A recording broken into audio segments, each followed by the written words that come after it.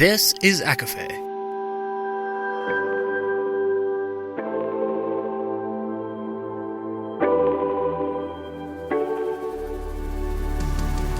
Laura Marie and Jessica Marie proudly present A Court of Fandoms and Exploration, a podcast. Fair warning, everything the hosts say is explicit, full of spoilers and adult content and shall not be used against them. They have opinions. Let's try not to drag anyone for expressing themselves and just have fun for an hour. We all deserve it. This episode does not contain any spoilers, but there are mentions of The Black Witch Chronicles, Legally Blonde, Throne of Glass, and Game of Thrones. For full list, please see show notes.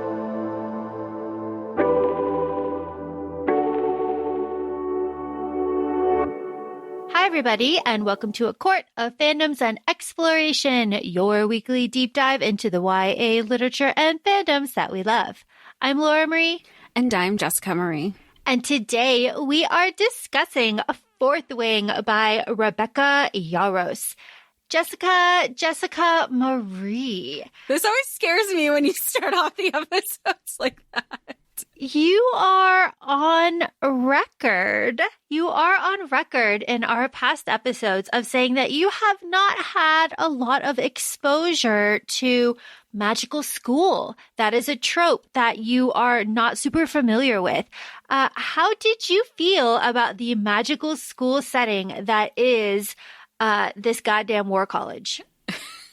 I liked it. I feel like this book solidified that I love a magic school trope, specifically a magic school trope for adults. I mean, I know we have our like high school, college-y one, but I guess Black Witch Chronicles is more college rated. But this is like, they're in their 20s. They are going to war. They're preparing for war. And even the dragons are like, they're in Mira, and we'll get into it, some of the characters are like, everything that you teach at school is theoretical, which is everything that anybody who's gone to undergrad in the United States knows, is that college is theoretical and not always applied to what really happens in the real world. Oh, absolutely. I agree with you. I absolutely love the magical school trope, and I like how it is used here. There is a lot of excitement about this book. Obviously, there's a lot of hype. And there is a lot to love about this book and a lot to talk about, obviously. Jess, there are, of course, a lot of characters. Can you take me through some of these? Some of them, because, like you said, there's so many, but we'll talk about some of the mains. And Laura, please feel free to add in, because I know I'm going to be missing them. But we have our female main character, Violet, who has 2 dragons. Her dragons are Taryn and Andarna. We also have Xaden Ryerson. He has a dragon named Sigale. We have Dane. I forget his last name, but he's not important because we don't like him. He's another Atos. Oh, Atos. Thank you, because they always call him General or Colonel Atos. We have Dane Atos. We have Mira, who is Violet Sorengale's sister. Brennan, who is her brother, who we know,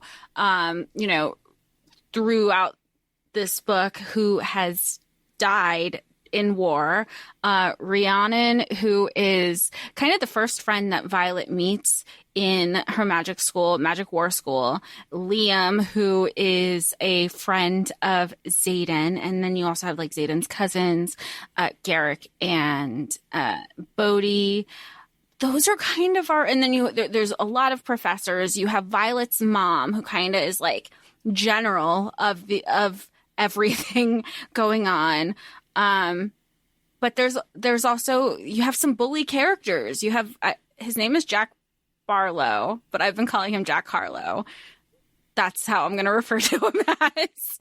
And I just feel like there's a lot of mean girls, a lot of mean boys, a lot of bullies. But some have more, of a purpose in this story than others. Absolutely. There are some red shirts here for sure. The first red shirt we meet in chapter 1. But before we have chapter 1, we have a prologue. I want to state that I read this through the audio. I do have the physical copy. I have not cracked it open. Jess, you did both. Is that correct? Yeah, I started, I think I probably got to about like page 250 or so that I was like, you know what, I'll co-read with this. So I did do both later on. And I'm so glad that I waited that far, because if I looked at the words, I would not have had the pronunciations down. The narrator has received some criticism. I like the narrator, but I also did what you had recommended, which is to increase the speed. Yeah, increase the speed. The narrator was sick when she recorded this, so she's incredibly stuffy and congested the whole time. But if you read this at like 017, then it's fine. You don't really notice it. That being said, let's get into this. Let's get into this with the prologue. This prologue states that the account, so like everything that we're about to read, has been like transcribed by Violet's scribe friend. The one in the archives. The one in the archives. Yeah. Jasenia? Yeah, Jasenia. Yeah. She is the one who has like translated. Here's the thing. Here, like, we're using our hats and our big brains now.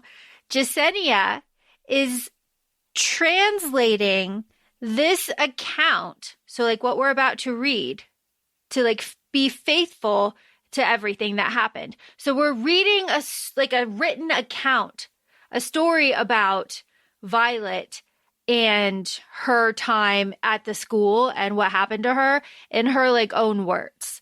So it's like, okay, setting the stage. Good on ya. And then we have, of course, chapter 1. We start off with codexes. You know, I like this. We like little quotes and stuff. This is the famous one. You want to read it to me? Yeah, hold on. Let me pull it out because I have my physical copy right next to me. A dragon without its rider is a tragedy. A rider without their dragon is dead. There it is. And that is the line. That is the thing. That is the truth. That is what happens later on. It sets the stage here. All right, awesome. It's conscription day. We meet Violet. Violet is 20. She's on her way to talk to her mom, who is the general of Basgiath War College. This is what it is. You're there for 3 years. They train you up so that you can fight the 400-year war against the Griffin Riders, right? Yes. I mean, with anything with politics, this whole war, for what Violet knows, is it's very one-sided, right? She knows that she is supposed to be fighting a war. She's supposed to be training. This war college has 4 quadrants. Think of it as like 4 houses. You have scribes, healers, infantry, and riders. Violet's mother was a rider. Her father was a scribe. And she kind of has always had the best of both worlds, but had always leaned towards being a scribe. It was something that she was comfortable with, that she was safe with. I think the people in her life kind of felt comfortable with her there too, because she just she's just differently abled, and that's kind of how people treated her, that she had limitations. And it wasn't until her mother said, well, I don't care. You're going to be this because I'm this, and your sister was this, and your brother was this, and this is the only option. I don't care, and you can't disappoint me. And this is very much one of those type of mother-daughter relationships. Yeah, it's not a healthy one. At all. Violet says that her mom basically has ignored her since her brother died, and that they don't have any sort of connection. There's no emotion there. It's just constant disappointment. And her mom just kind of lists her faults, which makes it kind of surprising to Violet in this opening scene where Mira is arguing on Violet's behalf, saying that she's too essentially frail to make it in the Riders Quadrant. I like very much when General Sorengale says Violet deals with more pain every single day than you have in like a fucking lifetime, Mira. Like, she's a lot tougher than you think she is, so shut the fuck up. I did like that one single instance from her mother.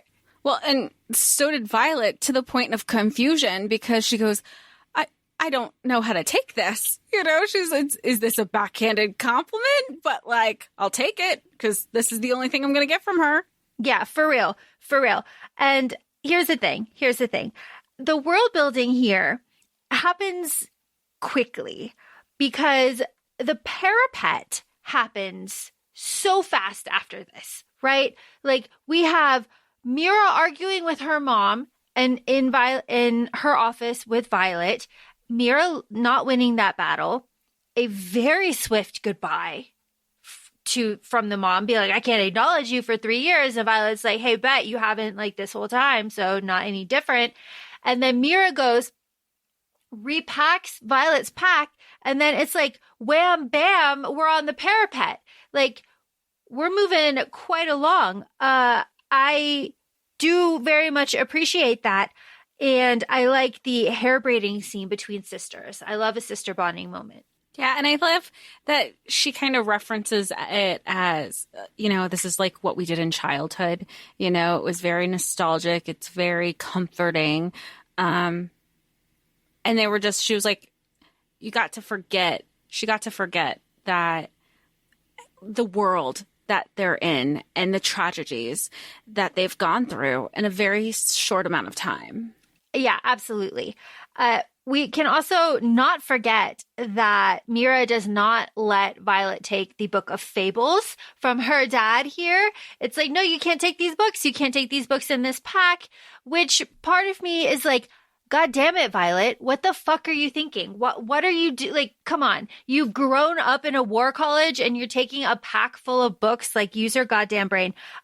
But she does keep the poison book, which does end up being very helpful. I do like Mira's advice too, like, hey, just fuck around in your own ear. Don't fuck any leadership. like, you know, it is what it is. Like, and then like, find Dane Atos, your childhood friend. Find him. He will take care of you. Also, it is in this opening chapter here where we have Mira asking Violet if she can hold a sword, and Violet says, no, I can't, but I have my daggers. Do you remember how quick she was with her daggers? Yeah, she was, I mean, Xaden was so impressed. He's like, everybody would be scared of you if you had your daggers. There's a word. Chapter 1, she is quick. Do you know? No. She is lightning quick. Oh my God. It's in chapter 1. She's lightning quick with her daggers. Chapter 1. It's all there. That's why we reread. This is because you read this a while ago. I say a while ago when I came out. And then you usually do 2 reads for the podcast. So this is like your 3rd time reading. Lightning quick with her daggers. There. And then even like the codex, because each chapter starts off with a codex. Oh, I say codex. There is a quote leading into each chapter, and it's either from the codex, it's either from like redacted legal documents, government documents, or a letter that Mira has passed down to Violet because all of the Sorengale siblings have gone through their war college. And Brennan gave it to Mira. Mira gave it to Violet. And the thing is, it's always like, here's some inside information, some inside scoop. Do not tell anybody that I have this inside info. So that is coming down. So every little Sorengale is getting some more information of how to survive these next 3 years. But those little excerpts are like, it's usually one of those 3 that'll be the excerpts at the beginning of each chapter. So right off the bat, right, you know, we have the dragon and the rider quote, which, spoiler, if you're listening to this, you probably have read Fourth Wing. You get that at the end of the book 1. And now we have the lightning. Oh my God. Yep. Always chapter 1. Always chapter 1. There's always good shit in chapter 1. And also we have the parapet. Okay, could you do this parapet? No.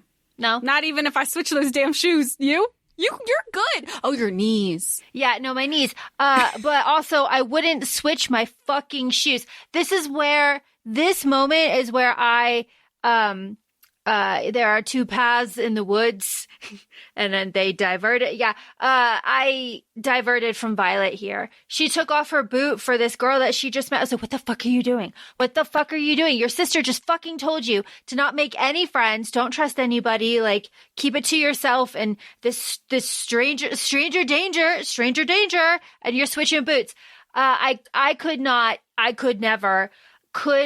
Would I do this? Yeah, probably. Would I die? Absolutely. Because that was going to be also one of my questions, is which quadrant you would see yourself in, and you'd see yourself as a rider. I would, yeah, I would love to be a rider. Would my knees take me to rider status? No. So I'd probably end up as a scribe, but I would try and I would die, and that's good enough. Commend my soul to Malik. That's what Violet's mom wanted. She's like, the fuck, you aren't going to be a scribe. You're going to go as a rider, or you're going to die trying. And that's more like, that was more respect for your name, for our family name, than anything. Yeah, like, okay. The parapet kills 15% of people that cross it. Great stuff. Really excellent way to weed out candidates in a war college is to kill literally everybody. Super fun. Makes sense. Which is also something that, like, I was questioning, because, like, I get it, like, survival of the fittest, Darwinism, all of that. I get that part. But then also you have later in the book where they say, like, we're not getting that many candidates, not a lot of people. So I'm like, do we want the candidates or do we not? Like, it threw me off for a second. We're like, then why do we keep giving all these challenges to kill off people? Like, yeah. I see both sides of it, but I'm just questioning things too. Yeah, it's like, maybe we could run this a little bit better, but it is what it is. It is what it is. Yeah, this is a critique on the college, not the on the college. Yeah. So maybe the college can be run a little more efficient. So, it's fine. Building on to that, maybe we have a little bit more communication with the dragons about what the fuck is going on and why less dragons are choosing to bond. Maybe we have a little less secrecy about the whole thing. Maybe we talk to each other, but hey, that's me. But isn't one of the things, well, I don't know, because maybe they were like, we had a ton of dragons, but like none of y'all seemed worthy enough. Like, that was literally a line. They were like, nobody was good enough, so they didn't want to bond. Yeah, but it's like, why though? Like, because Taryn is like, oh, you think we think that this, and this is important. Please tell me what I should think is important. So that just goes to show, like, we don't fucking know. So it's like, why don't we ask these people? Hey, it is what it is. It is what it is. Jess, tell me about Xaden. He's hot. That's what we know. We know he's the most beautiful man that she's ever laid her eyes on. We know he wields shadows because he has secrets. We know that he's super fast and it makes her heart and other places go pitter patter. And more importantly, he's part of a generation of kids who have kind of like sins of the father or the sins of the son. And his father kind of led this initial revolution and resistance and uprising against the current government in their kingdom. And what we know right now is that his dad, Xaden's dad, killed Violet's brother in part of this ongoing war. Yes, this ongoing 400-year. So so it's like a family of mortal enemies, and the kids of those people who were part of that resistance all have tattoos and markings to note that they are part of, they've been cursed. Because those kids had to watch their parents be executed. They were all bound with rebellion marks, and then they were voluntold to go to the Rider Quadrant. And then the government, let these rebellion children go through the Rider Quadrant, and it went to weed them out, as it usually does. And everyone was surprised, especially when Xaden bonded with the dragon. They were like, hey, we didn't expect that, because again, no one is talking to any dragons about what the fuck is going on. Well, I also think part of that's because you had one of the many flaws of humans is this sense of entitlement, thinking that they are the end all be all to all beings. Oh, absolutely. But it turns out that we just don't know anything about dragons, which is fun. What I don't know is why Jack Barlow has it out for Violet. I have read this a lot. I can't figure it out. He hates her on sight. I don't know. And I also don't know why he is such like a lunatic. He's like throwing kids off the parapet and people are like fine with it. That was one of the warnings that Mira gave her too. She was just like, hey, so some people are going to try to take you down just because you're part of the competition, which again, isn't part of it because like they're just trying to take out as many people as they can because there's only so many dragons and that there's more candidates than dragons. So the ratio is off and like, I guess he just really wants a dragon really bad. And like dragons won't bond with someone who's weak, and the weakest link in the wing brings everyone down. So you have to eliminate the weakest link. Like it's a whole thing. But Jack Barlow like locks eyes with Violet and he's like, you, and he does not let up until the very end of the book. But he basically chases Violet down that parapet and Violet crosses, bless her, with one fucking boot. I can't get over that. And she gets there. And when Violet has to concentrate, when she's focused, she, plot dumps for us. And that's very helpful. So when Violet is crossing the parapet, we learn that, the kingdom, I guess, the continent is 600 years old. There's a 400-year war going on with another kingdom.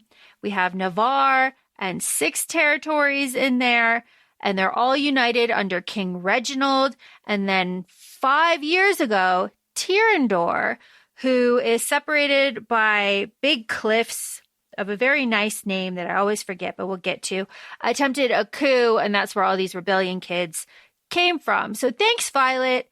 That was helpful. I mean, we're chapter 2, 3-ish. We're world building. We need to know where we are. And every time there's a historical info dump, politics are going to get involved. Yes. But they don't get involved right away. What we get is Dane. I hate him off the bat. I think we all do. I'd like to think we do. I don't know if anybody was duped in reading this, so sorry if you feel that I'm shading you right there, because I don't know. That's how I saw it right off the bat. But one of the things that her sister goes, again, this goes to her family not necessarily believing that she could accomplish some of these physical tasks. They were like, go see Dane. He'll take care of you. He'll protect you, but also he's older than you. So don't sleep with him, but you guys are childhood friends. So like nothing has happened. And she's had like a schoolgirl crush on this boy her whole life. But also one of my notes was, a man's not going to save you. Don't let a man save you. He wants to save her. He wants her out of this college and he wants her in the Scribe quadrant, and that he fucking harps on that the whole book. He will not let it go. He goes behind her back to like arrange it for her. Like, say less. Time and time again, to the different Scribe professors, to the different parts of the college, to the point where authority figures in this college were saying, I've got so many people on board that we won't even tell your mother. We can sneak you out through like these tunnels. And then after your first year, it'll be too late. And she's like, and I like that she's standing up for herself. She's like, you're not believing in me. You maybe at one point, and this also goes for like the things that we read with the fantasy of it all. At one point in her life, she could have and would have done it, but you learn, you grow, you go through different experiences. And she's like, I'm not that same person anymore. And who you have in your mind, that's not me. Yeah. And who is Violet? I don't think we've really addressed it yet. Violet is small.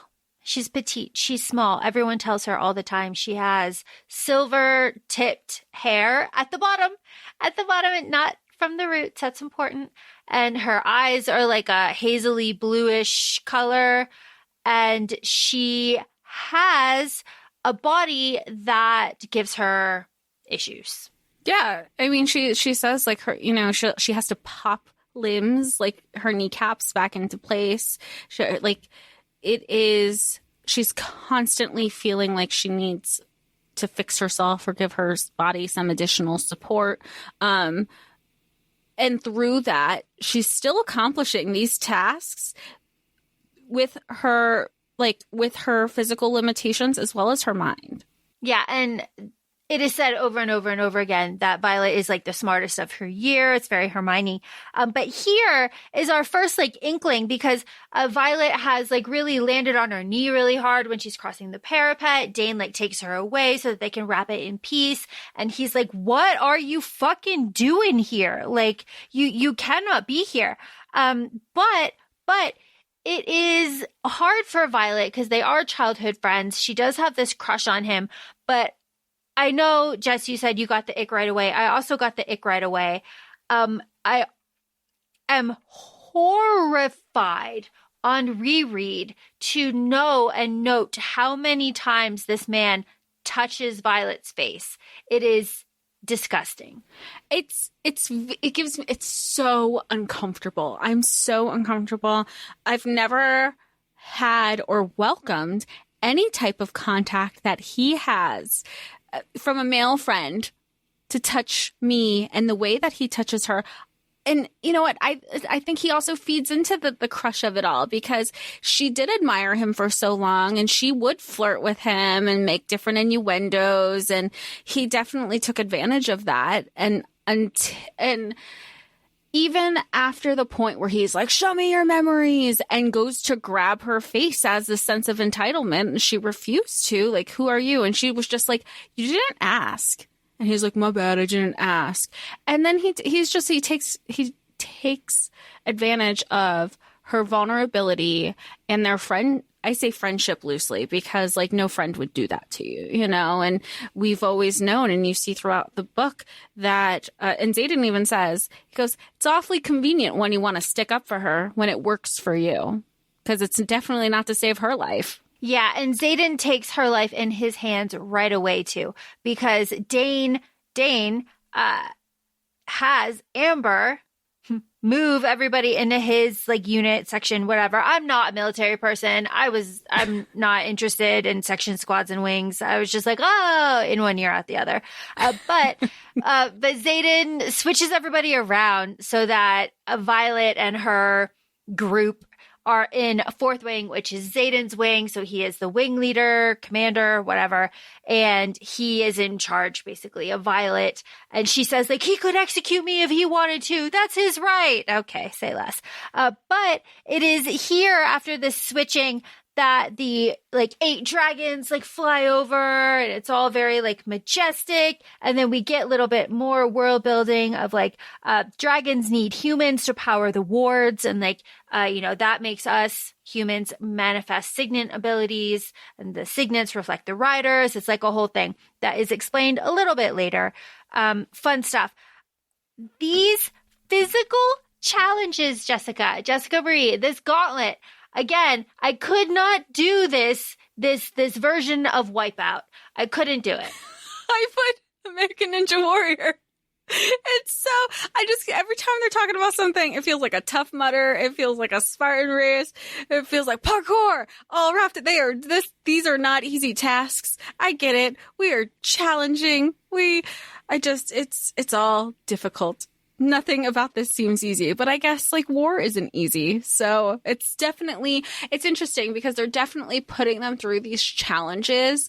Cause it's like, this is a controlled environment, Yeah. And the version of Wipeout is supposed to kind of simulate all of like battle, and then like mounting a dragon and continuing on with battle. And these challenges give us kind of a timeline over the course of the school year, because the Gauntlet is 2 months from like conscription day, I guess, or like a little bit after conscription day. And then Threshing is like 2 days after that. And Threshing is like dragon like choosing day. So, this is all very fun.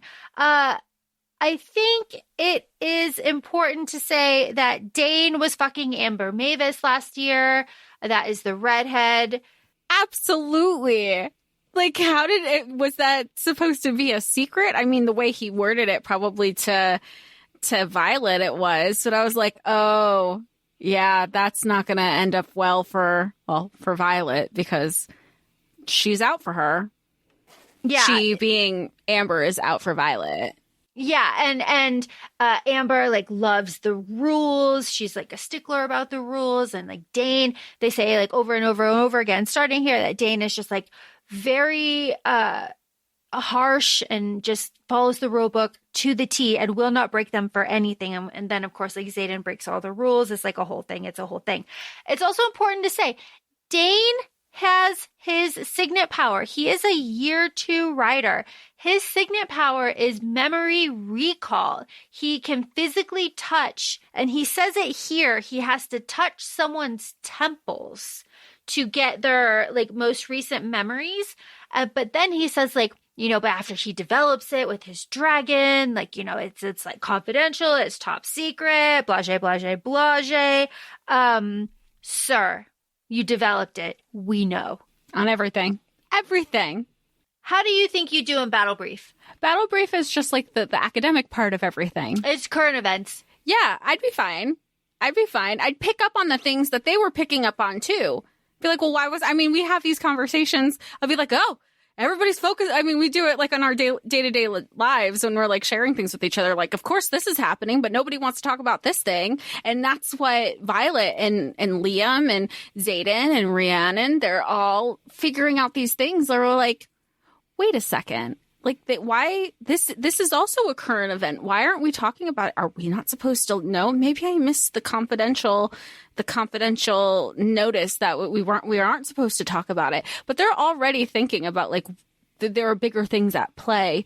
Why are we not alerting more people? And she even says that in one of the classes. They say, like, Violet has her Elle Woods moment in class saying, like, how the Griffins were already on their way. How did they know? Where were the breaches? She's already questioning these things. They're like, somebody had to know something, because if not one, then not the other. So, like, where is the disconnect? Well, and what we know from Battle Brief, which is just a little bit more plot, world building, which is fun for us, is that dragons power the wards that keep all magic but their own, like, out of the kingdoms, out of the territories, out of the continent or whatever. And it's like a curved, like, border, and it only extends so far. And there's, like, outposts all around there. And because of the war with the other, like, kingdom, Navarre cannot end conscription to the War College. They always have to be, there always has to be basically like a draft. And that's like a point of contention. And one of the reasons why people rebel and that there's unrest is because people are, like, really tired of that. It is also here where we learn that griffins can also, like, channel magic, and that griffins are something that everyone has to deal with. They're big birds, right?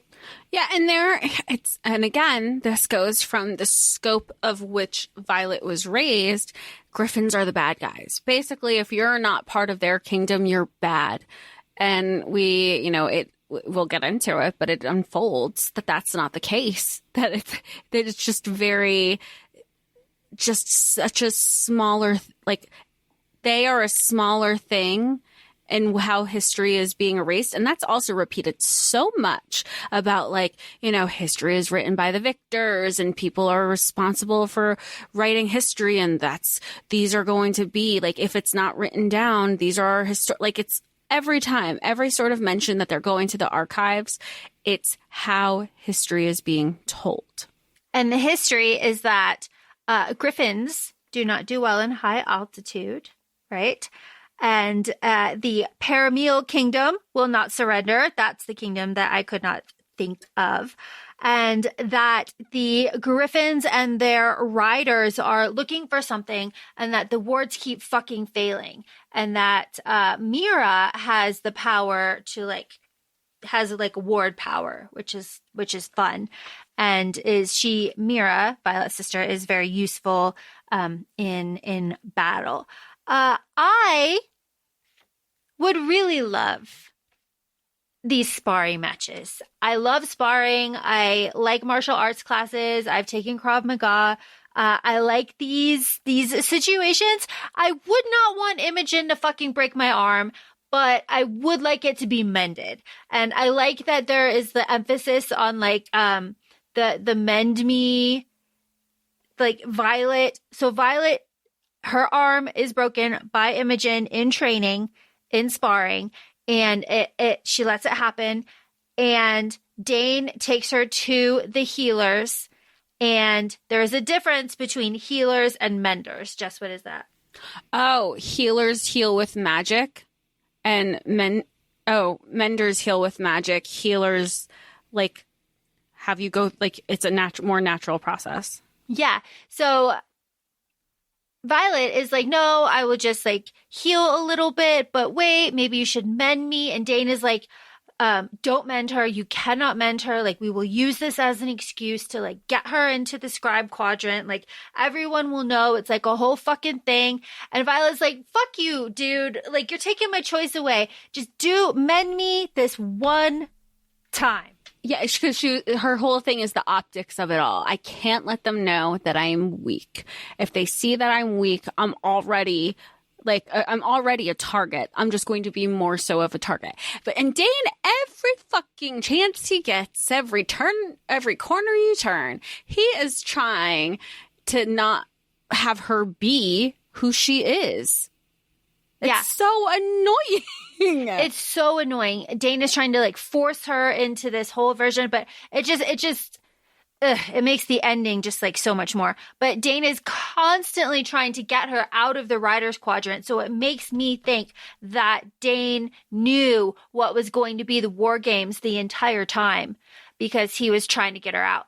Absolutely. I mean, aside from already like the line being like, I'll miss you or whatever, like, okay, that's foreshadowing, whatever.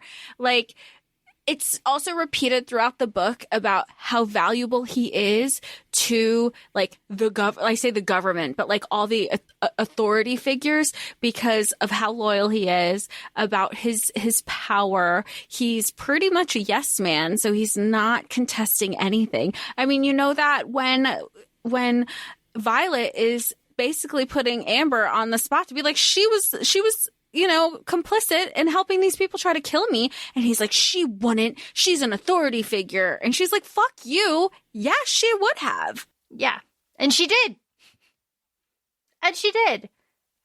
Oh, God, it's awful. It's awful. Dane is just awful. He's giving straight Kale vibes.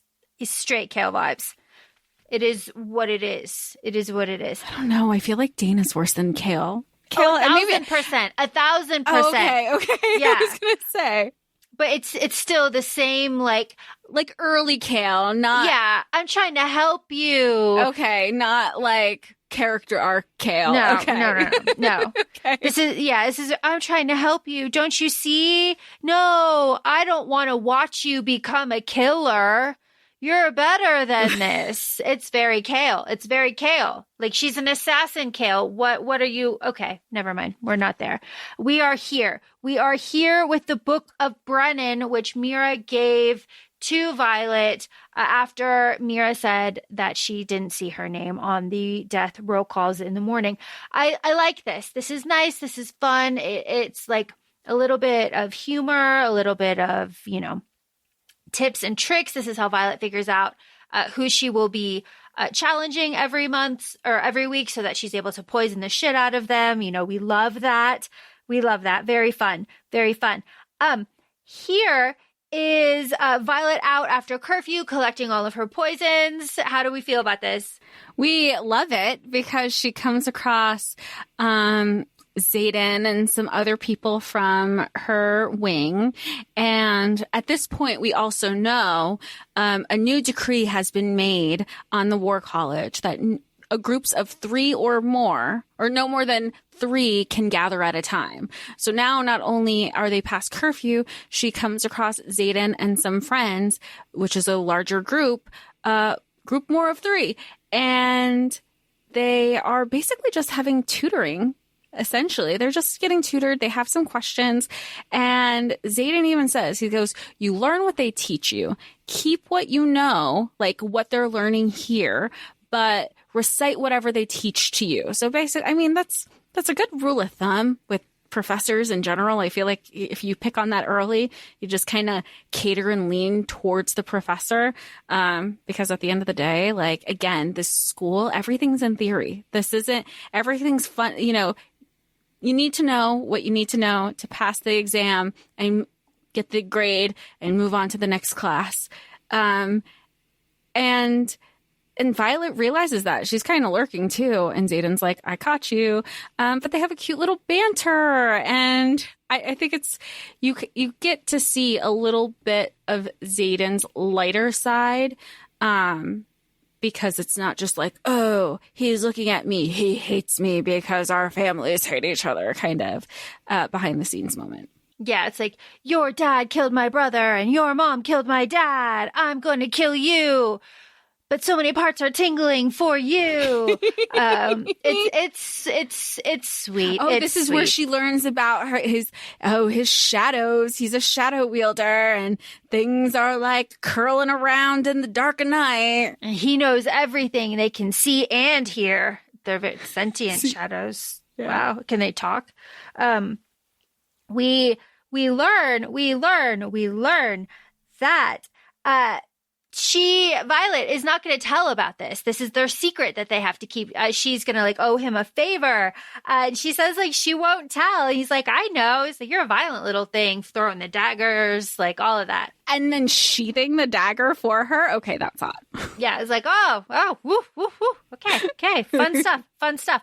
I have quick dragon facts because we're in dragon school. All right, quickly.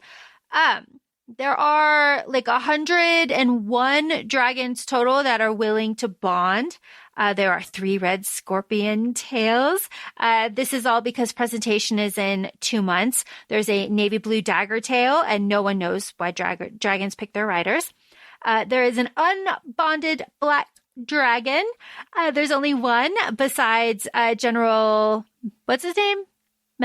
Melagrin? Melgren. I was like, Meliorn. Meliorn. It's not Meliorn. That's Shadowhunters. That's Melgren. And his name is Coda. And there are fewer and fewer dragons that are willing to bond for reasons unknown, as we said.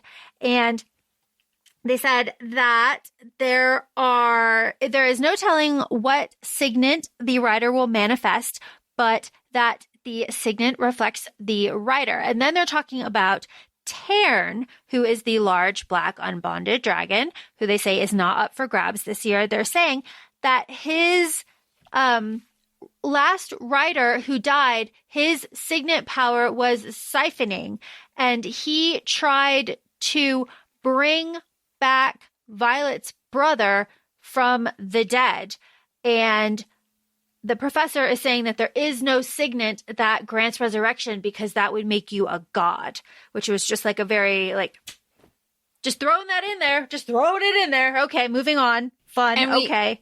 And we also know that, I mean, dragons are the ones who say like, okay, I'm willing to bond for X, Y, and Z because they, with any type of bond the dragon has with the rider, it's very strong. And every bond that they have with the rider, like every rider that they're bonded to next is stronger than the previous rider. So just their bonds keep getting stronger and stronger, keep getting closer and closer. And that means they're like, the magic is that much more powerful each person that they're with.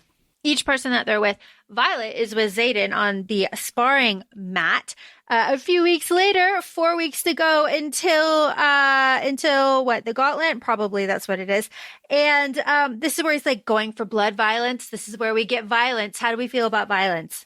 I mean, it's a gimme, but it's cute for them. It's cute for them. It works for them. Enemies to lovers, I don't necessarily buy, considering he essentially says it was love at first sight for him. And especially says that like, we were going to be together for, long before all of that stuff. We'll get into what that is. We'll get into what that is. 2 weeks later, this is the Gauntlet. This is presentation day. There is more than one right way to beat the American Ninja Warrior wipe out scene. Do you think this was cheating? Did Violet cheat here? No, because it was on her person. Yeah, it was on her person. She recites the fucking rules. Like, get off her dick. Yeah, it's almost like it's not my problem that you didn't think outside the box. Like, Will Smith and Men in Black, where he's the only person who's like thinking outside the box to like pull the table to him to use that as a flat surface. Like, I like that's basically what she's doing.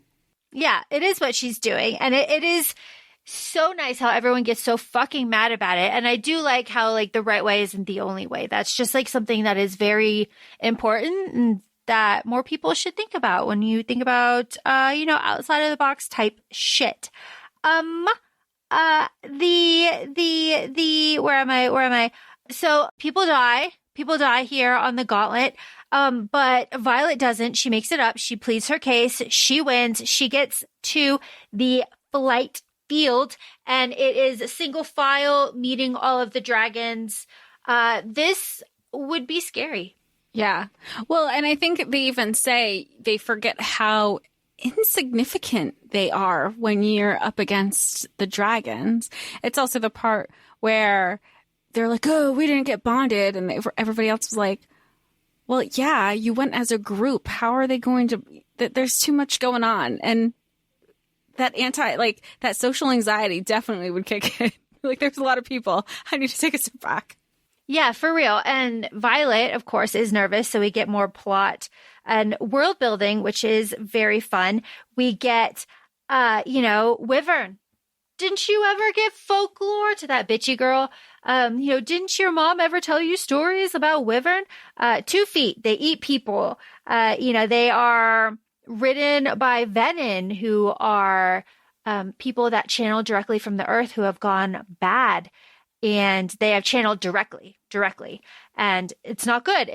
So thank you, Violet, for this. We have 2 dead candidates here. And we see Andarna. We don't know her name, but she's there, our Feathertail. She's so sweet. This tiny little gold dragon. So sweet. Like, just, I think it's cute. I think of the little, the How to Train Your Dragon. I think of like that, but in gold. Oh, absolutely. Especially the way that she sits and like her head angles. And that she has paws and not claws. Just the sweetest thing in the whole world. Oh my God. But again, the kind of one-sidedness of some of these bullies, they're just like, she's yellow. Kill her. Oh, it was just disgrace. She's a baby. She's yellow. That means she's weak. That means that you should pair with her, Violet. Like, everything was just so cruel and nasty, and you just wanted to punch. Like, no wonder everybody was like, why have you not killed them yet, Violet? Yeah, Zayden even says, he goes, maybe he'd stop picking on you if you just fucking, like, pulled that Jagger shit that you do on me, do on them. They maybe, put a bully in their place. And Dane's always like, why would you get them riled up? You're going to make yourself more of a target. And she's like, Zayden told me this other thing. But again, she doesn't say that out loud because she knows that'll set Dane off. And I feel like that alone is a red flag that she's already like not saying stuff to her male best friend because she's like in survival mode. And I think that's subconsciously, she doesn't even realize that she's actively trying, like, having self-preservation around him. 1,000%, which just makes it all so very icky. Would you survive threshing on October 1st? The choosing of the dragons? Yeah, I think we both survive. You think so? Yeah. You don't think you'd be thrown from that fucking saddle during maneuvers? I think I would. Well, now when I think of bull riding, maybe not. I just want to have a pet dragon so bad, even though I know I'd be a scribe. I just really want a pet dragon. Oh, I think who doesn't? Okay, in fairness, who doesn't want a pet dragon? Exactly. Who doesn't want a pet dragon? I won't say pet, a bonded dragon. Like, that's even better. Oh my gosh. So threshing. Everybody goes to the valley. Our bullies, Oren, Jack, and Tiernan, are going after the Feathertail for reasons of weakness. And Violet's like, hey, fuck you. You can't do that. And she steps in. She defends the Feathertail. Xaden is also there with his dragon, Sigale, who witnesses the whole thing. Xaden, a third year who is monitoring the whole thing, is not supposed to interfere, takes a step. He breaks the rules. He takes a step. He takes a step, but he stops. And then even when somebody had something over Violet's shoulder, he said, Violet. And they were like, you can't interfere. And he goes, I'm not interfering. I'm narrating. Like, it's all about the loopholes. It's like, oh, okay. And who do we have here? Who ends up being our bonded dragons? The black dragon, Terran, and we eventually have Andarna. They both bond to Violet. And we also find out that Terran's mated, his mate, his bonded mate, is another dragon, Sigale, who happens to be bonded to Xaden. And what we know about mated, bonded dragons is they can't go more than like 3 days without each other. So this ultimately means, and like once you're bonded, you're bonded for life. So this ultimately means that Xaden and Violet are going to be spending the rest of their lives together in some capacity because their dragons are bonded. Yep. And Terran is like a huge dragon. He's a legend. He is the one that Jack really wanted. And Terran is sassy and he's sarcastic. He like raises dragon eyebrows. He has, a nice attitude. He's like, and Violet is like, why did you choose me? Why did you choose me? Like, everybody says I'm so weak. I'm so small. He's like, I know who and what you are, Violet Sorengale. And, the what? Nobody's talking about the what. Why isn't nobody talking about the what in this book? Yeah, exactly. The what. And like not all strength is physical. I saw you stand up. He's there, and I love their relationship. They have a really beautiful relationship. It's very fun. A disgusting relationship is after this whole presentation with the because her mom is there and it's the field, right? And like everything. I cannot process this Dane kiss. Yeah, that's well, neither can she, because she was like, "This is everything I thought I wanted, and I don't even want it." Yeah, and I'm my note here is he kisses her with two hands on her face. Oh my gosh! Again, it's all there because we are led to believe it has to be this one way for him to retrieve all her memories and what just happened. And it's also interesting now that we have read the full book and we're discussing it, that in that moment, he's even asking her, tell me what happened, like from the beginning, about how she was like, well, this is kind of what happened and what came to be. This is how I bonded with Terran. And it almost could be perceived, because we don't know at this point when the temple extended to touching you at all or any part of your face. Could have been a test to be like, is she going to tell me what I already know? Oh, it's disgusting. I hate Dane. I hate him so much. I love that Violet's like, well, there's no spark here. Well, shit. Well, I lost respect for him. Well, this is awful.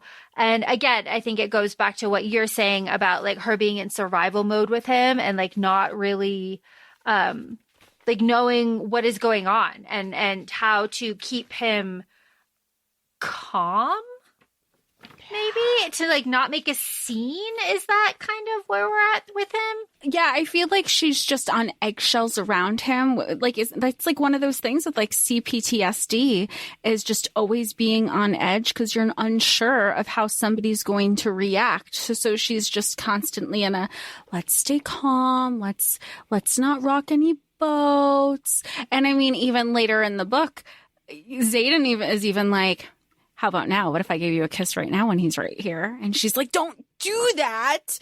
Like, and it had nothing to do with everybody's going to know. It was all contingent on how Dane was going to react.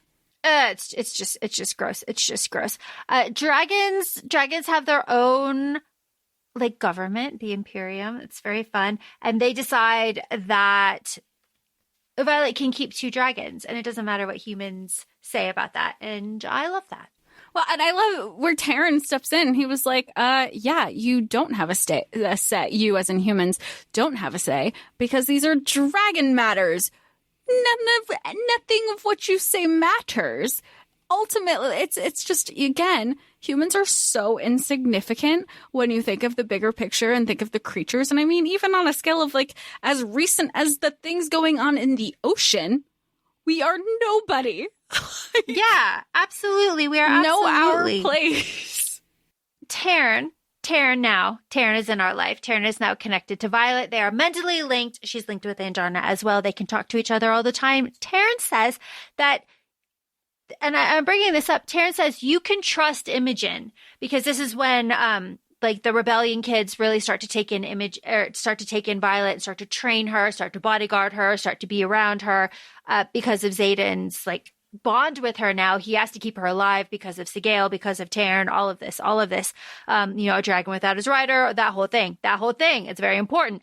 But Taryn says trust Imogen, and it's important to know that Taryn and Andarna know about Xaden's like secret life the entire time, the whole time. So Taryn is saying like, no, you can trust Imogen. He's influencing her in small ways now about the true, I would say, nature of things. Don't you think? Yeah, I think, because I mean, obviously I think he has he has his hands tied sort of way because he's like, part of this bonding, though, with his rider is a trust process from both sides.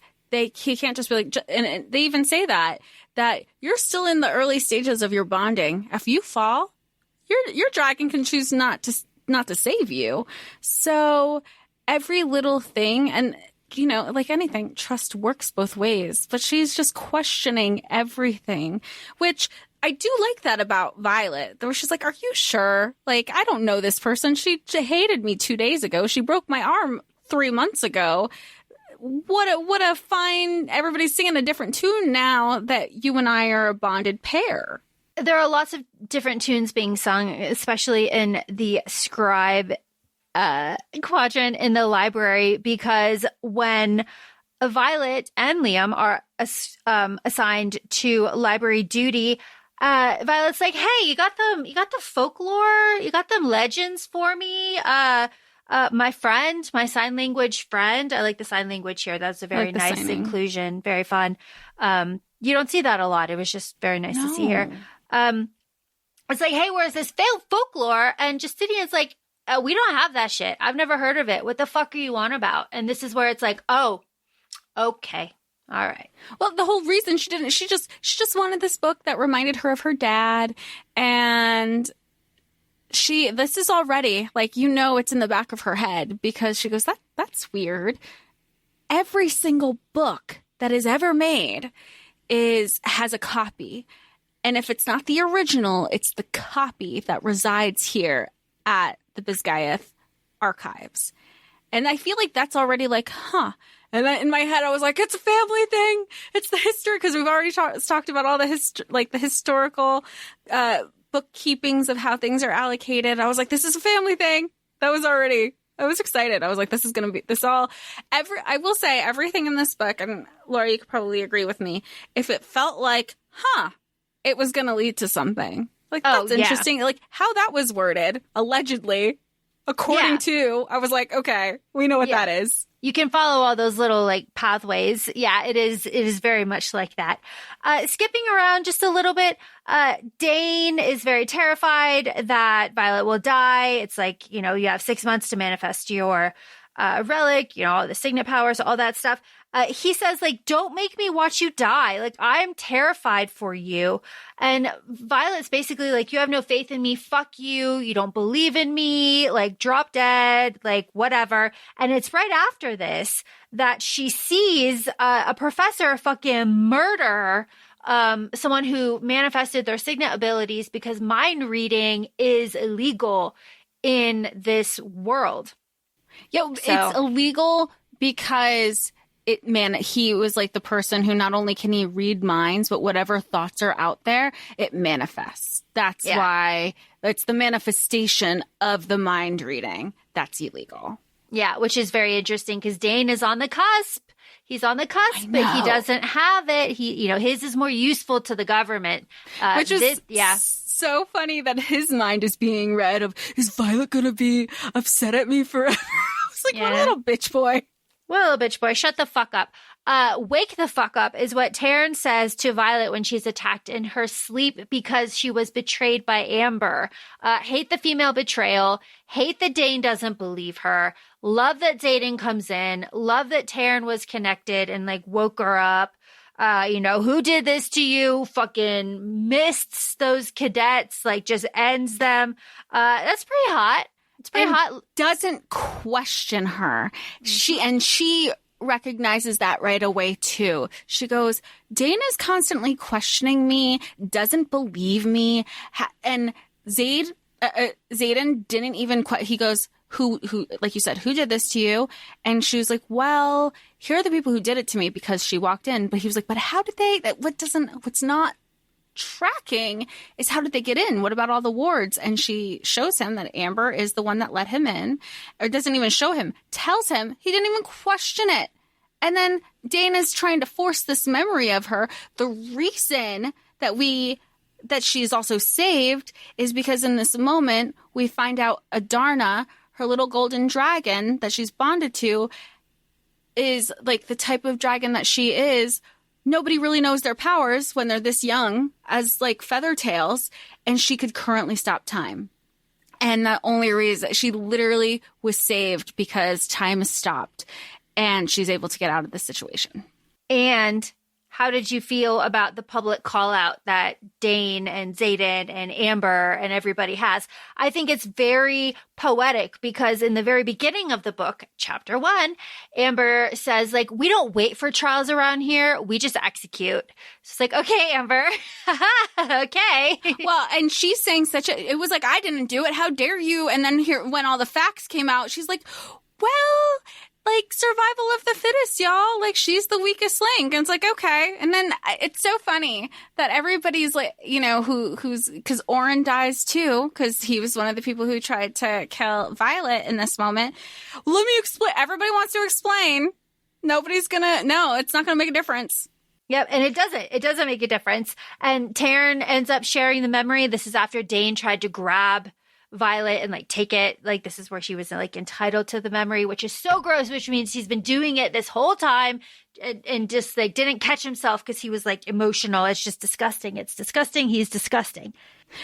Well, and that's what's so nice about, because he would just see the whole thing, including the time stopping, which she asked Taryn to say, like, can you project my memories? But only the select part, because we know what we're trying to protect of Adarna. And she's like, Zayden is protecting me. I also like how she's like, look, Zayden is protecting me. He's standing up there. He's fighting for my honor.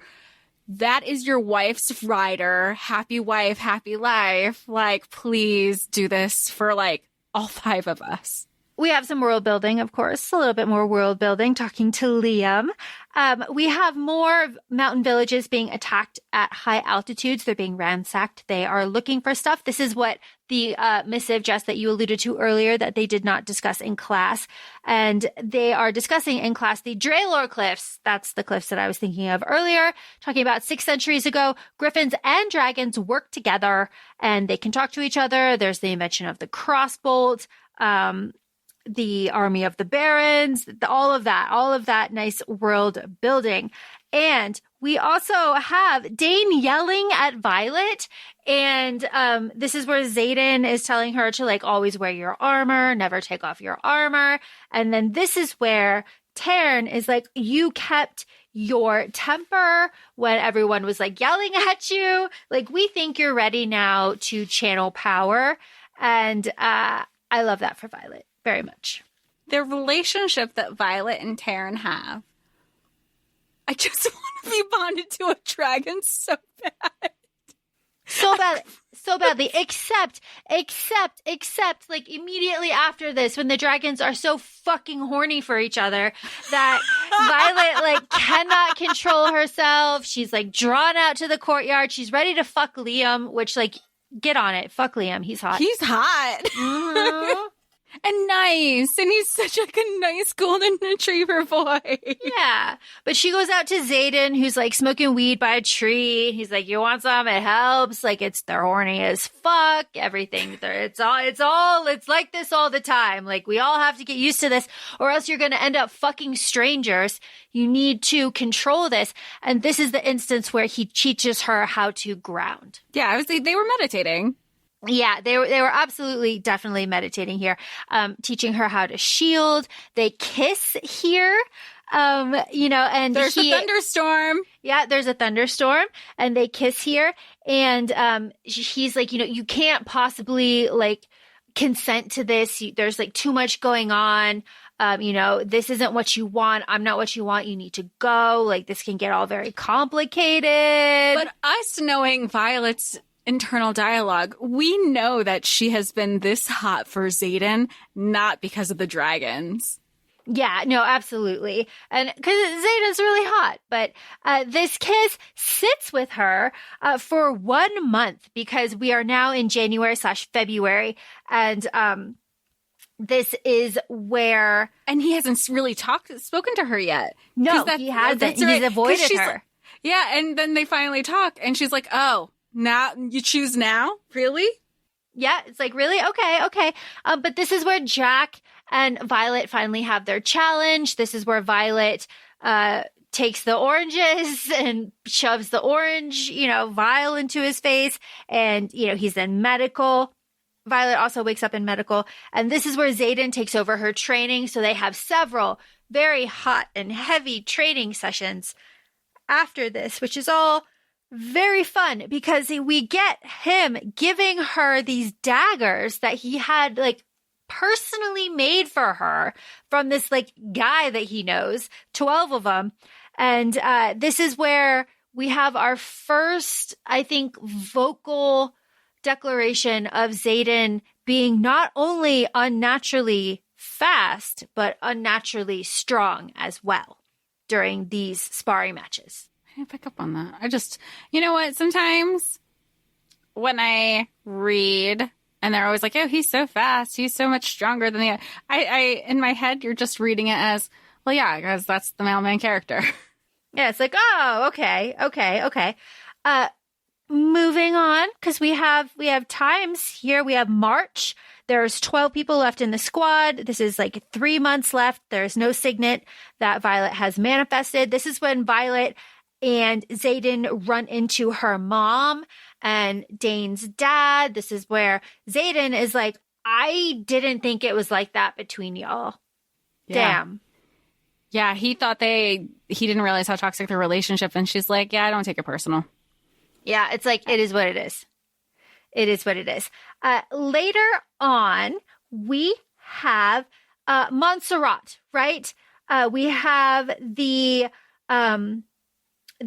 basically like steal the thing that would be invaluable to the enemies, present it to the class, and if you win, you get to go to the front lines. Okay, but it is a war college, so that would be first prize. Like, of course it would. I'm so glad you brought that up because I was like, I don't exactly think I want to be on the front lines. Like, I was the kid in kickball and dodgeball, kickball. I'm in outfield. Don't even get the ball to me because I am not going to be that star pupil. Yeah, like good Lord. But it's fun. It's fun, and they do it.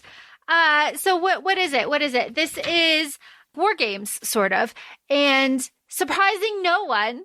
Violet's squad wins, and they go to the front lines where there is Mira. Her sister. And she gets to see, and this is the first time because you're not supposed to see, have a quick family reunion or anything until after the first year. And it's known that scribes get the summer off, but the riders only get a couple days after graduation until they have to go back at it and train. So she gets to see her sister a bit earlier. And her sister gives her back the Fable book, which is very fun. And her sister also catches Rhiannon and Violet as they sneak out to go see Rhiannon's sister who had a baby, and they get to hang out there a little bit. I like Mira. I like her a lot. She's a lot of no nonsense. She's very indoctrinated into the military, but that is the culture. It is what it is. I do like that a little bit. And I like that Mira confronts Dane about being an asshole. I like that a lot. When Mira was like, all right, okay, we're having class. We're talking about it in class. All right, Atos and sister come out here. What the fuck? What the fuck? If I can tell that there's something going on after 4 fucking days, your squad knows what's going on. What is this? You're being an asshole. And if I knew you were going to be like that, I would not have told my sister for you to be the first person that she finds after crossing the parapet. Yeah. And the question is oh, well, I'm just trying to keep you safe. But is Xaden the one that's keeping you from your potential? Or is Dane keeping you from your, what is going on? It's a whole fucking thing. It's a whole thing. But there is an attack there. 12 griffins are there and Mira leaves. And Violet is dragged out of there and cannot stand the guilt of not knowing if Mira was alive or not after they had to leave there. Very, very upsetting. Good Lord. But it is in May that we have our war games of essentially the Triwizard tournament of eggs and flags, right? It's exactly how I imagined it. Yeah, it was exactly how I imagined it. So the war games. At this point in the book, we're midway, everyone's keeping secrets. This is where Tairn has his saddle that was made. Xaden is very much acts of service for his love language. Obviously, he's rebuilding his homeland, but he had the daggers made. He had the saddle made for Violet. And all of this is very nice because even though Violet is doing better, she cannot keep her seat without Tairn banding her in with magic. And that is detrimental to the entire squad because it takes longer for Tairn to pick her up and put her back in than if they were just going. Well, yeah, because he's part of his, it's he doesn't have his full magic, even from a speed perspective, because they were doing, he goes, what's one of the things? He's I made a mockery of my family name. We came in last. That was one of the lines because that everything is tied in with the magicians, with the magic of it all. Absolutely. And the magic of it all. This is where we have, Jack going after Liam, the whole thing, the gotta get him, the time stopping, all of it. This is where we have Tairn, lightning wielder. So good. He knew it. Everybody knew it. But I love that it took, and I feel that happens a lot with our FMCs is that it's make fun of me all you want, but don't fuck with my friends. And they fucked with her friends and they found out. And she killed him. She was I don't know how else we can do this. And she's they keep coming at me. He keeps coming at me. If something's not done to him, he's killing me and my friends. Save Liam, kill him. And she ripped the lightning out of the sky. And Tairn's I'm just so proud. Yep. And, you are the best weapon for the kingdom. And, Dane, and everyone's oh my God, Dane's you're coddling her. You want her to be like you. Shut up. Every time words came out of Dane's mouth, I just screamed. I was shut up. Nobody likes you. And even Violet gets to a point where she's thinking of that because the professors are like, oh, wow, Dean, that is such a good answer. You know what? That's an answer of a wing leader. She's like, oh, fucking God. Just another thing he needs for his goddamn ego. Yep. And Xaden's like, get away from her with that bullshit. Like, she killed somebody that was coming after her. She did the right thing. Shut the fuck up. Get out of here.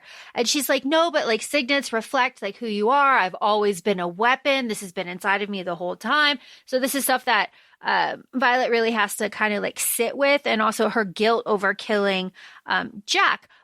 But it is after this where we have our very, I just want to feel, I just want to be distracted, sexual, lose control, powers flash, furniture ruined, curtains on fire. Everybody just wants, this isn't anything serious. But you know what? At the same time, as much as I want to be like, oh my God, they're not talking about it. They do talk about it because eventually, you know, yeah, they hook up. Yeah, it's like, there's like huge buildup or whatever.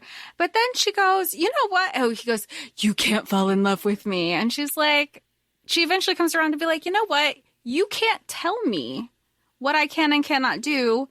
You cannot take my choice away. If I want to do this, let the, you know, the breaking of my heart be my own choice. Don't take that away from me. For real. And you're right. They do talk about this too, because they talk about a lot. They talk about the 107 scars on Xaden's back, which is the rebellion kids that he took personal loyalty for. You know, if any of those kids betray, then Xaden will die. And they are soft, like only within these walls, right? That's the quote. Don't fall for me. There's nowhere in existence that you would go that I wouldn't find you. The first time you kissed me, there was lightning. Well, and now that they can like have Damati, I say Damati because that's the easiest thing. But like they can talk to each other, like they can mind chat. They're like, you know, because one of the professors is like, oh, you are a lightning wielder. We got to practice because like now we know that you have the signet power. We need to be accurate. You can't just have lightning shooting around. And they're trying to train. And they were like, well, how was the last time that you channeled these? And it's been consistent with her emotional, physical interactions with Xaden. And so they're mind talking and Xaden's like sharing images of like what's going through his mind. And Taryn's teasing her to be like, hey, you want me to get Xaden to come out here and help you remind you? I just like them so much. She's like, shut up. Everybody just shut up. It's like, shut up. Shut up. The professor that Violet is training with, Jess, you are absolutely right in bringing this up, says in a very throwaway line, again, it's very like throwaway, but it's not throwaway. It's like you and Xaden would become an enemy to the state if you ever united, because, you know, you're like the two most powerful writers in like a fucking billion years. So like, you know. And then he's like, at this point, like,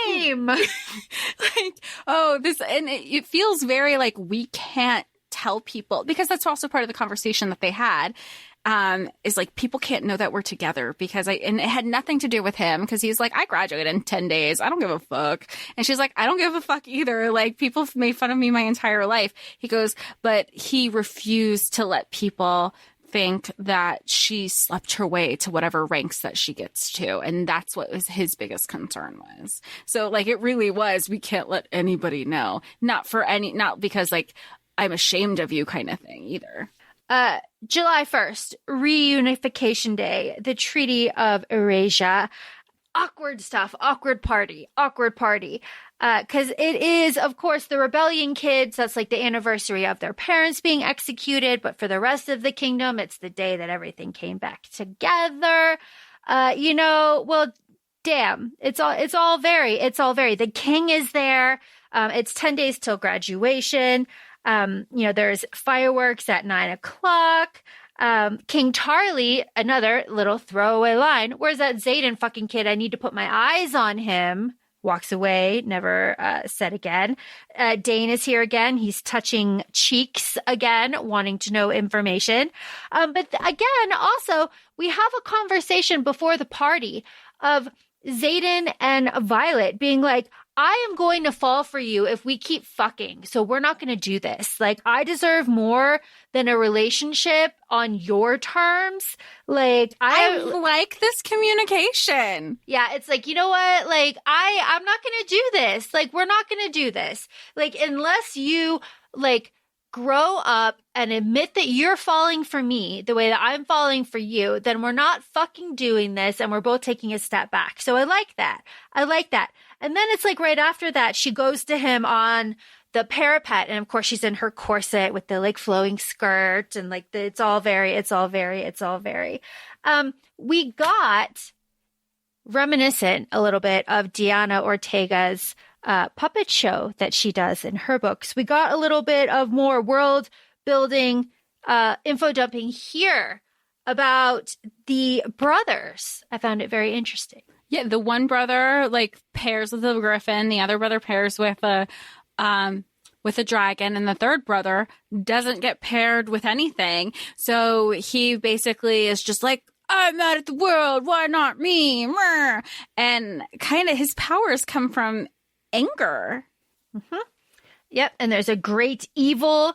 There's Venin, who have the wyvern. And, the grounding of the power is the madness, just as you said. And then we have the hidden note in the fables from her dad. I love this. The hidden note. It takes one desperate generation to change history and another to erase history. We love it. Well, we knew exactly. I mean, like, again, another thing right there in front of us. You knew, who was the generation that obviously, like, Xaden's dad is part of the generation that wanted to make the change. And it's the current King Turi and all are the ones who are like, we're going to erase it. And we know this because, again, go back some chapters and some of the books aren't there in the library. And the news and like the current events news cycles aren't being shared and things are being redacted. And again, these are things that we know and are all adding up.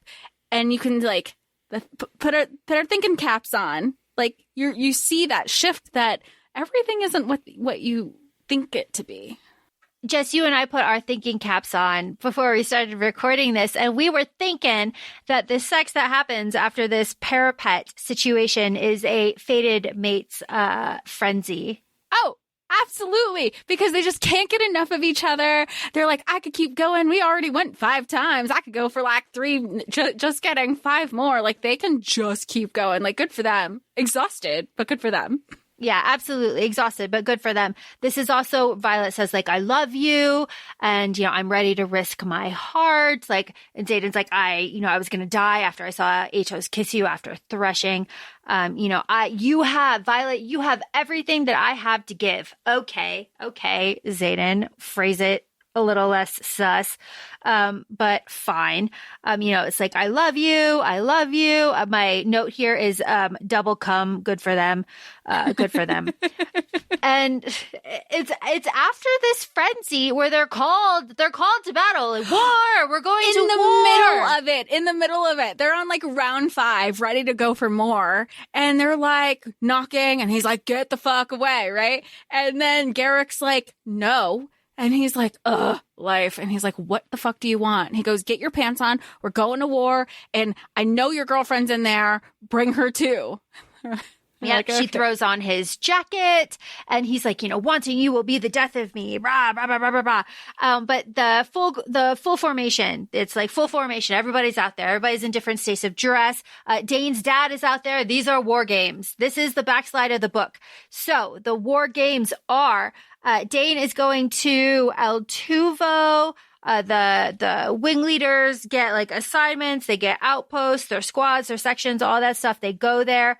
There's a bunch of switching around. Dane gets Violet and all of the rebellion kids, and no one notices because it's a lot of very quick movements. So they are going to Atheme, which is where Xaden was when Violet caught him the first time, when he was like, this is our secret.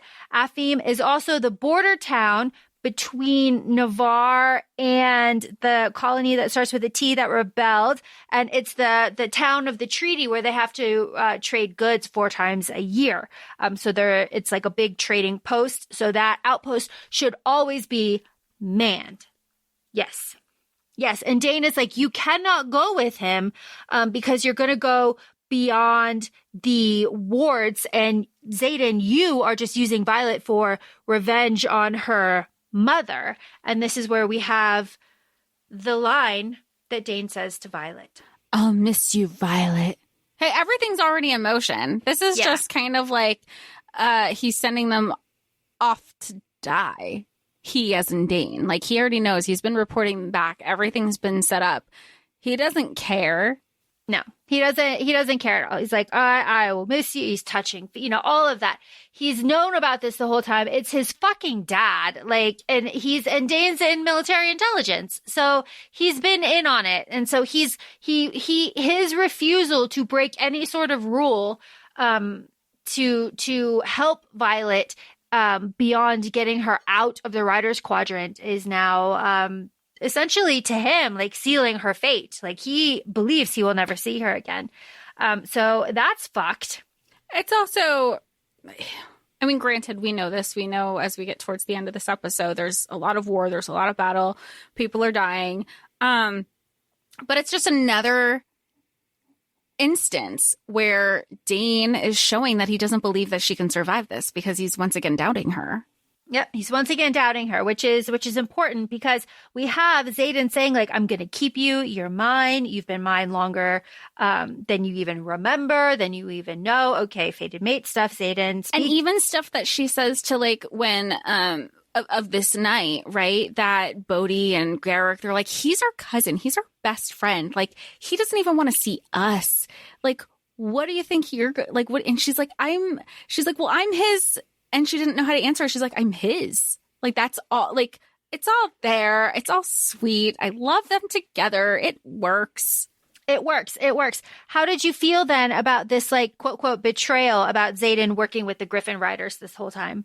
It never, it just felt like how Taryn and, like Taryn said, it's like, we didn't lie, but we lied by omission. So it's like, there's also the trust factor too. But then Taryn's like, I also kind of said, you need to tell her. This is going to shoot you in the foot. You got to tell her. This isn't boding well for anybody. Yeah. And of course he didn't. So this is like betrayal right in front of her. Everyone knows. Violet's like, Taryn, everyone hears rebellion except for me. And this is where kind of everything gets laid out for Violet. She's like, they're like, hey, look, like the Venin are real, the Wyvern are real, it's all real, shit is happening. Yeah, and it's also like, and I can't remember which character said this, but they had said, Violet's the type of person that if you were upfront about this with her, she wouldn't even have been mad. She would have helped and been on your side. And that's why it was so, when Xaden makes the comment about her, Violet's relationship with her mother, where he was like, I didn't even realize it was like that between y'all. That could have been, that was the point where he's like, oh, maybe she will be on her side. Yeah. And I don't know. We'll get, because the end. We'll get to the end.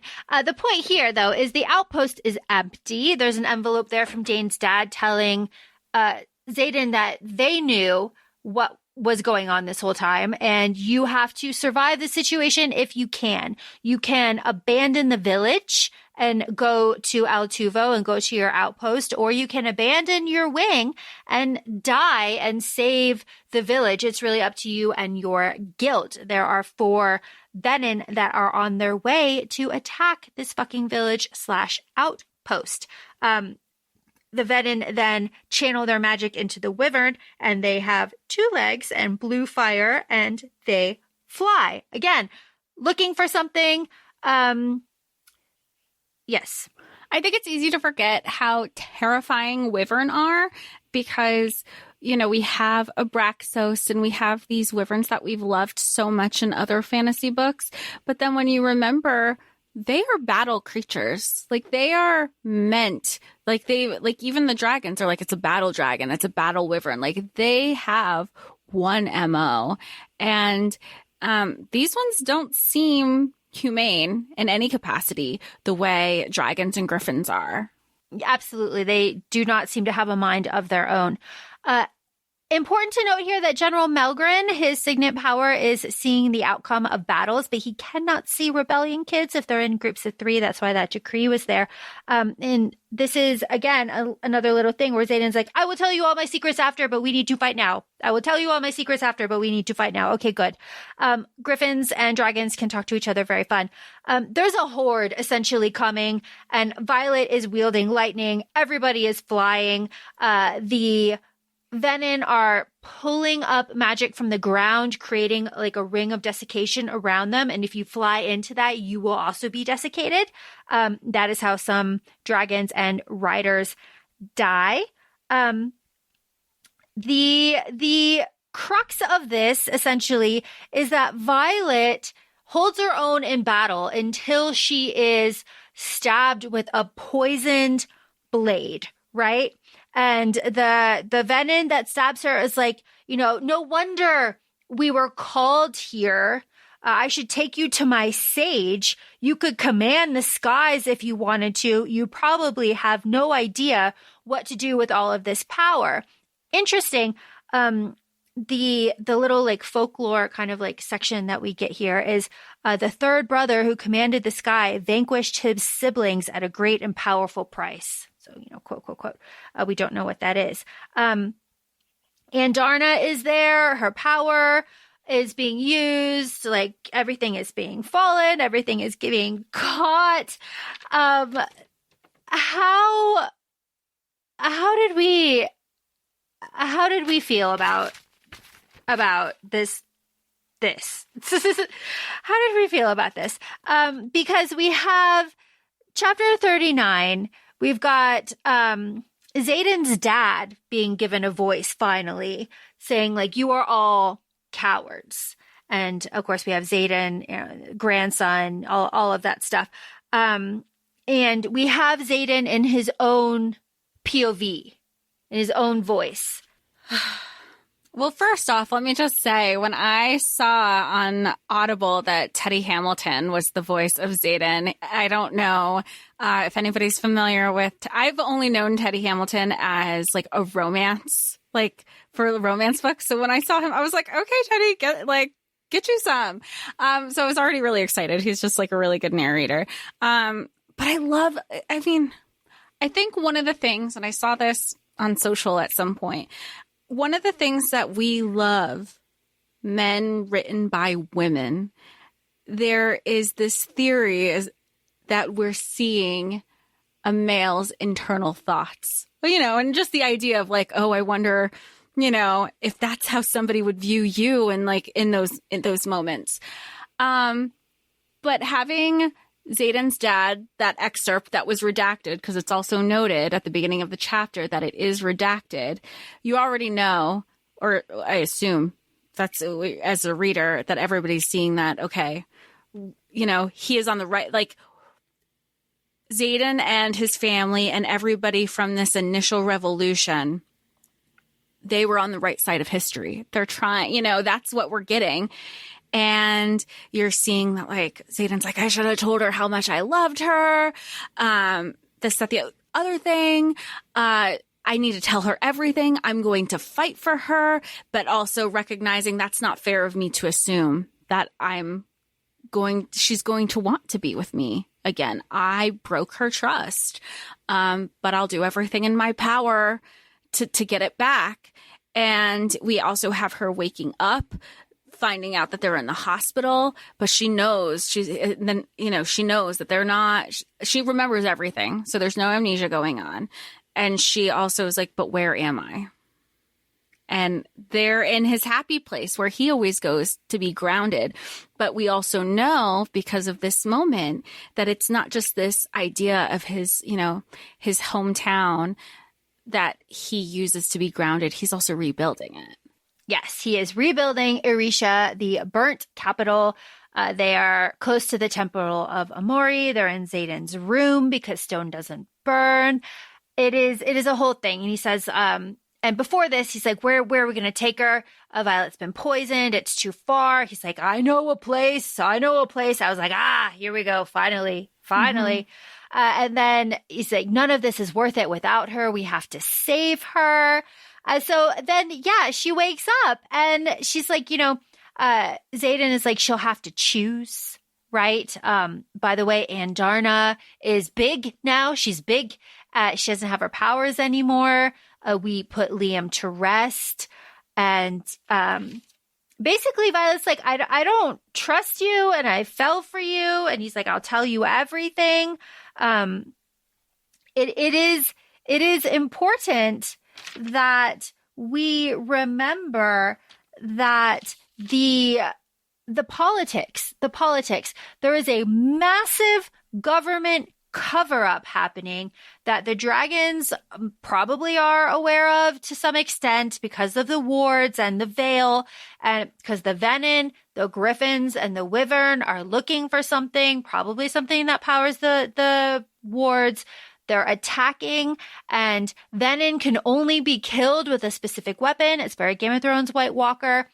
And the twist to this is that Violet's mother has that dagger that kills venin on her desk. So that confirms to Violet that there's a massive government conspiracy and that her mom knows about it and that her dad knew about it and that Xaden's family and the rebellion, just as you said, were all on the right side of history. So this is the end of the book, and we end it with a reveal. What's that reveal? Her brother's alive! Her brother is alive. We have a nice welcome to the revolution. We love it when a figure of authority welcomes us to a resistance. It is very comforting. It is so something. It just opens up the whole world of like, oh, this is just the tip of the iceberg because shit's about to get real. Yeah, shit is about to get so real. That is how the book ends. The book ends with her brother walking in the room, her brother Brennan, who has supposedly been dead for 5 years, who was killed by Xaden's father. Interesting stuff. That is the end. We are running along. We know it. Just thoughts on Fourth Wing, the phenomenon that it is. I think I can understand why everybody's so excited. I think we should start off by saying that because it's something new, it's something exciting, it's dragons, it's magic school, characters are a bit older. Yeah, there's some spice in there, but take the spice out. It doesn't take away from the story. You want to know more. So I get why people are so like, oh, yes, like something new. You can't blame anybody for that. And the characters work the way that they work. The pacing's great. What about your thought? Because this is your third read. Yeah, my third read. Fun. It's very fun. I have some issues. None of them are like major. It's just like world building stuff. I'm just confused. So I'm not harping on it because I do believe in my heart of hearts that these answers will come in the next book, because this is a confirmed, I believe it's a 5-part series. Correct me if I'm wrong. It is no problem. So I am withholding epic criticism because I do believe that my criticisms will pan out in the future. That being said, I am a little bit oversaturated with this book just because I have read it 3 times. I just want a break. I just want something I want something with color. Because the palette here is black, white, and gray. Well, I feel like if you're looking for color and you love this book, Laura, you got me into this series that I'm obsessed with and we've covered on the podcast. The Black Witch Chronicles is very much like this. And it starts off this way, too, with like the first book being grayish and we have some green tones. And then as we progress in the series and even with the prequel novellas, we get a lot of color. Yes, we get a lot of color in that book. We also get in that series, we also get dragons in that series, and we get secrets, and we get government plots and government conspiracies and a rebellion. So very fun stuff. The hankering for something new, the craving is just something that when you find something that hits it and satisfies it, like you just want to tell everybody about it, because we are, of course, always chasing the high of a good fantasy read. And when it's good, it's good. And, when it hits, it hits. And this hits, and this is good. This is new. This is fun. I would watch the shit out of this if this were optioned for something. Oh, absolutely. And, you know, and you say that, but I feel like it could probably unanimously be said that only one studio should take on this project when it comes to dragons. Oh, absolutely. So, I mean, they're not doing so great right now, but we'll see how it pans out. But that being said, feel free to follow us on Instagram. We're at ACOFAE Podcast. We're also both on TikTok, ACOFAE Laura and ACOFAE Jessica. Thanks for joining us, and we can't wait to hear from y'all soon and go into the next book for Iron Flame out in November. Yep. Thank you so much. Thanks. Bye. Bye.